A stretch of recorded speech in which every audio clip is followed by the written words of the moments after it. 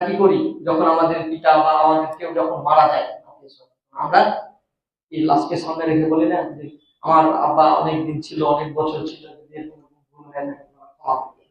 বলে কিনা? আর আমরা সবাই তখন বলি ক্ষমা করে দিও। কিন্তু এটা তখনও বলা যাবে এবং মৃত্যুর আগেও আমাদের ক্ষমা নিয়ে। মানে ইসলাম এমন একটা ধর্ম, এমন একটা শান্তির ধর্ম এবং চমৎকার ধর্ম, শ্রেষ্ঠ ধর্ম, যে ধর্মে আপনাকে একজন আরেকজনের সাথে যে রাগারাগি করে থাকবেন, গোলামি করে থাকবেন, এটা দিলেন মিল রাখতে চায়, ঐক্যবদ্ধ রাখতে চায়, একজন আরেকজনের সাথে যাতে সম্পর্কটা ভালো থাকে। সুবহানাল্লাহ।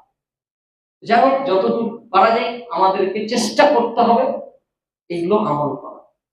যে কথা বলছিলাম যে হজে যাওয়ার পূর্বে আপনি কি করবেন? আপনি 1 নম্বরে নিয়ত করবেন, 2 নম্বর আল্লাহর কাছে ক্ষমা চাইবেন এবং মানুষের কাছেও আপনি ক্ষমা চাইবেন।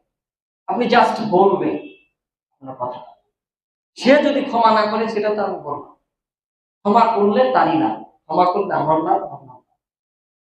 এটা হচ্ছে 3 নম্বর গুণ। আর 4 নম্বর গুণ হচ্ছে আপনি হজ করতে যেহেতু যাচ্ছেন, এই হজের জন্য আপনার কি অনেক অর্থের প্রয়োজন, অনেক সম্পদের প্রয়োজন। এই সম্পদটা আপনাকে হতে হবে হালাল।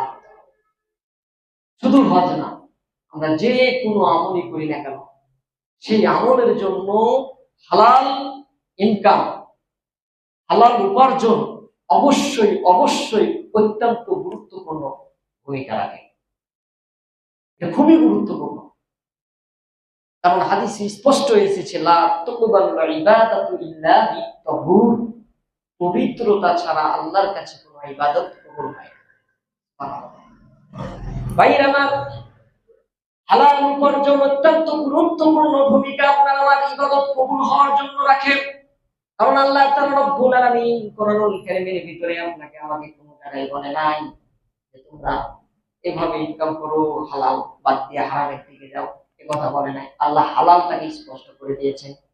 আল্লাহ কোরআনুল কারীমের ভিতরে সূরা বাকারার 161 নম্বর আয়াতে বলেন, ইয়া আইয়ুহান নাসু কুলু মিম্মা ফিল আরদি হালালান তাইয়্যিবান ওয়া লা তাত্তাবিউ খুতুওয়াতিশ শাইতান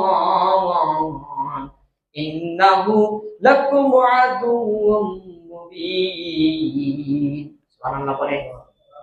এখানে আল্লাহ তাআলা পৃথিবীর সমস্ত মানুষকে বলছেন, ইয়া আইয়ুহান নাস, হে মানব মণ্ডল, হে মানব জাতি, কুলু মিম্মা ফিল আরদি হালালান তাইয়্যিব, তোমরা জমিনের উপরে আর আসমানের নিচে